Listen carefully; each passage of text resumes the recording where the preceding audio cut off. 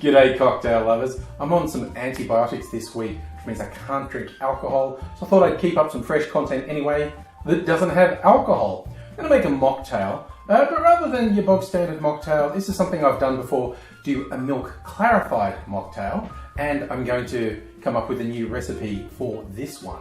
Now, hot tip, when you're milk clarifying anything, it softens flavors. So you want to use base ingredients that have pretty big flavors, even more so when there's no alcohol involved. So my first step along this path was to get some kitchen spices. Here's what I used, but you can use whatever works for you. There's some cinnamon, some nutmeg, some cloves, and some cardamom pods.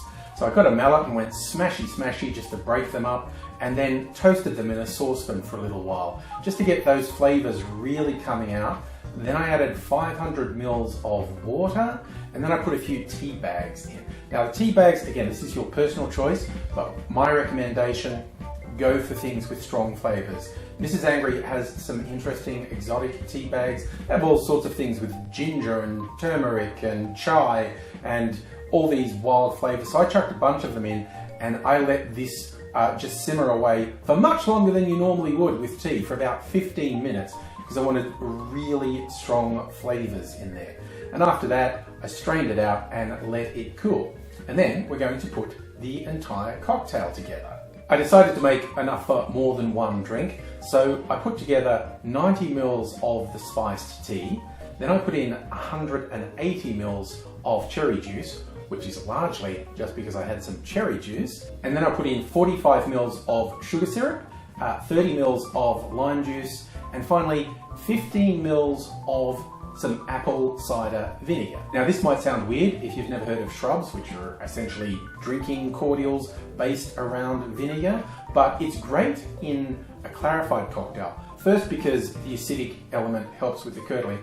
Second, it just brightens the flavor. The drink in the end doesn't taste like vinegar, but the vinegar puts a certain brightness into the drink, which is really nice. So I added all of this concoction to about 90 mils of milk, gave it a little bit of a stir, and then let it sit for a few hours. We get curdling happening, we got some really nice separation happening there, and now we're going to pour it through a dampened paper coffee filter. A little tip here, it's the actual curds that are doing the hard work, not the coffee filter. The coffee filter is just for catching the curds. So often the first bit that runs through is not going to be completely clear because the curds haven't settled yet. So let it run for a while and then put that first amount back through again. Or you can always put the entire lot through more than once. The drink came out a rather brilliant red, and it's always interesting to me what the clarifying does to colour. If you use a brown spirit, your whiskey, scotch, rum, you're going to get a very light yellow result. You can see this kept a lot of the red. It's completely clear, whereas the cherry juice and the tea for that matter were opaque. The clarifying process made it completely clear, but it's still very red, which is very nice colour. So I thought, that nice clear red, I'm going to pour it over some of my nice clear ice. I used Skull that I made recently. You should go and check my shorts if you haven't seen that, for how I made the Skull thing. Actually, I made a full-length one too, didn't I? Just check my back catalogue if you haven't seen it. I made clear ice in the shape of skulls, which is pretty cool if you ask me. Definitely, I think I'll bring this back for Halloween. The skull and the blood red, pretty awesome mix. But I haven't tasted it yet.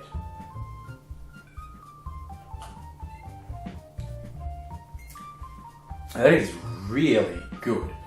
It's possibly a little bit sweet for my tastes, so I think I might make a second one. I'm going to add some soda water. So I get a nice tall glass, put some ice in it, pour some of the clarified mocktail over that, and then top it with some soda water.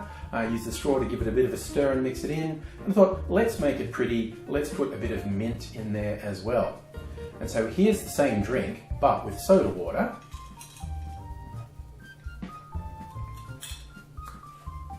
That's much more it. All those same flavors are there, and they go together amazingly. I can get all these traces of those cooking spices that I put in.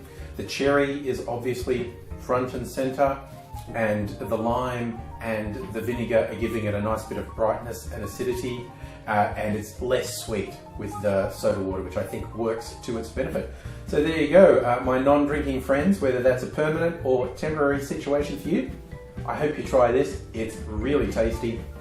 I don't have a name for it. Mayhap people can give me a name for this spiced cherry concoction in the comments. Either way, I do hope to see you again soon. Until I do see you again, cheers!